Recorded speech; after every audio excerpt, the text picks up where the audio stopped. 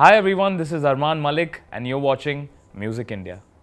घर से निकलते ही कुछ दूर चलते ही रास्ते में है उसका घर हो।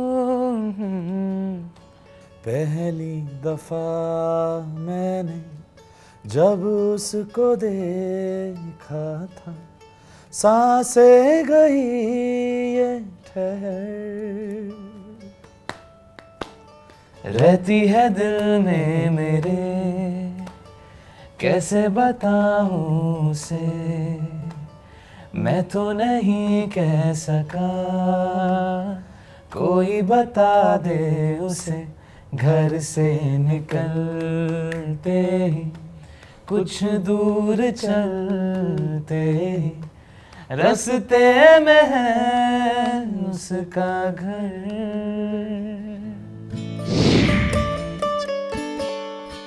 So actually Bhushan ji approached me for this song and उन्होंने कहा कि ये तुम्हारा next single होना चाहिए and he wants to feature me in the video also.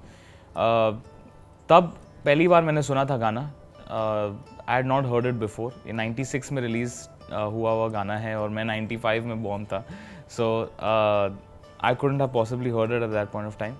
मैं घर आया वापस and मैं गिटार के साथ जैम कर रहा था इस गाने पे and Amal heard me and Amal said, you know, why are you jamming on घर से निकलते ही? I said, Bhushan ji wants to do this single with me and he wants me to feature in the song. So he said, I've heard the song, it's one of my favorite songs and I really love Rajesh ji's work also. And suddenly Amal said, you know, I'll take up this song, I want to recreate this song my way. So I said, okay.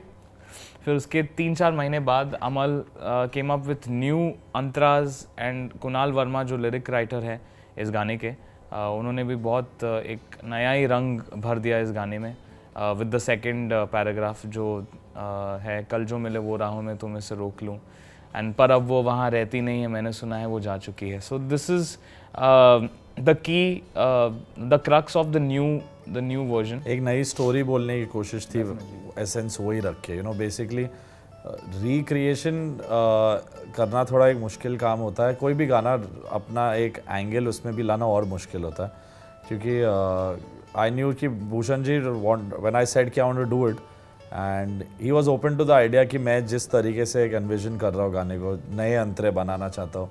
एक नई line भी add की गई कि रहती है दिल में मेरे कैसे बताऊँ उसे, मैं तो नहीं कह सका कोई बता दे उसे घर से. तो ऐसे एक जोड़ बना टू कम बैक टू घर से निकलते. So I was really happy, you know, क्योंकि वो मुझे इंटरेस्ट करते हैं गानों के साथ, ओरिजिनल्स हो रीमेक्स हो, मैं सब में उतनी ही एफर्ट डालता हूँ. एंड एफर्ट सिर्फ ये थी कि इतना लेजेंडरी गाना रह चुका है, एक क्लासिक है, एक सुपर हिट गाना है जावेद साहब का, राजेश जी का, उदित नारायण का, with Bhushan ji's father Gulshan Kumar. So the emotions are really strong on this song and if it had to be done and recreated, जो एक तरीके से इस बार एक रीबर्थ है उस गाने का, रिक्रिएट नहीं बोलूँगा, तो बहुत केयरफुली करना था कि जो लोगों ने पहले सुना है उनको लगे कि एक ट्रिप डाउन मेमोरी लेन हो, एक नॉस्टैल्जिया हो, और जिन्होंने नहीं सुना है, जो काफ़ी हद तक ये जनरेशन अरमान की और उससे छोटे जो बॉयज़ एंड गर्ल्स हैं उन्होंने नहीं सुना है ओरिजिनल, उनके लिए एक नया गाना हो. That's it. See, every human being is different. My way of approaching things are different. His way is different. But professionally, when we come together, it's been like एक blessing होती है उन गानों पे. जब भी मैंने अरमान के साथ कोलैबोरेट किया, वो हर एक गाना सबके दिलों में जाके बैठ गया. And that I think happens only when you have the love of such young wonderful people, their families, their parents, their grandparents, all of them love our music.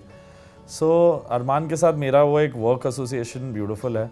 Personally हम लोग बहुत लड़ते हैं, मैं उसे बहुत मारता हूँ, वो मुझे चिल्लाता है. He is the real big brother in this relationship and मैं उसे बहुत सताता हूँ.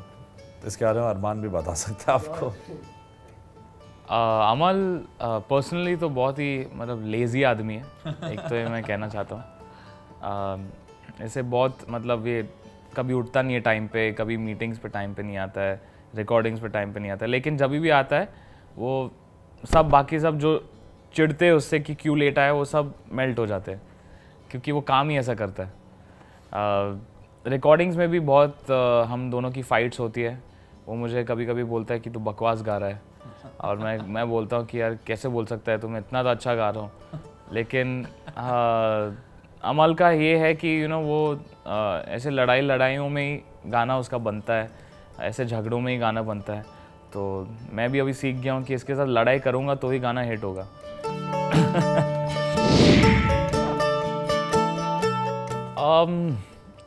मैंने जो भी एक्टिंग किया है इस वीडियो में बहुत ही मतलब नेचुरली किया हुआ है। I as a singer what I was feeling the song, the lyrics, the composition, बस वैसे ही मैं इस गाने में उसी तरीके से मैं प्रेजेंट हुआ हूँ, और मैंने खुद को भी प्रेजेंट किया है। मैंने ज़्यादा सोचा नहीं, ज़्यादा कुछ थॉट नहीं डाला कि इसको ऐसे एक्ट करूँगा, ऐसे कुछ करूँगा। I went with the flow of the song. रही बात एक्टिंग के बारे में for about movies and all, I am not sure as of now. I still feel थोड़ा और टाइम है, I am still young and I am figuring out what I want to do for the rest of my life. I definitely know that singing is going to be my first love, and singing की जो जगह है वो acting कभी नहीं लेगा, उतना तो definitely मैं ये जानता हूँ। लेकिन जिस तरीके से जो म्यूज़िक वीडियोज़ में एक्टिंग हो रहा है या जो भी मैं फीचर हो रहा हूँ, आई थिंक उस लेवल तक it's fine till some time. Acting में प्रिपेयर होके आना चाहता हूँ, क्योंकि ऐसा कोई रिएक्शन नहीं चाहिए कि अगर मैं स्क्रीन पे हो तो कोई कह रहा है कि उसका एक्टिंग नहीं आती। I don't want to come unprepared, so whenever I do come for acting I will be prepared as much as I prepared for singing. And I also must say that जो director है इस video के, चरित देसाई, उन्होंने भी बहुत बढ़िया काम किया है to present me in this video in such a beautiful manner. पहली बार ऐसा हुआ है कि मैंने एक म्यूज़िक वीडियो इस लेवल का, इस माउंटिंग का कभी किया हो।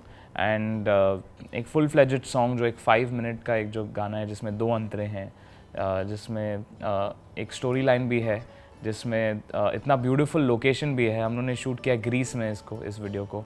सो इट्स ब्यूटीफुल कि सब एक साथ इतने ब्यूटीफुली आया है इस गाने में और इस वीडियो में। And thank you to the whole घर से निकलते ही team for making it such a big success.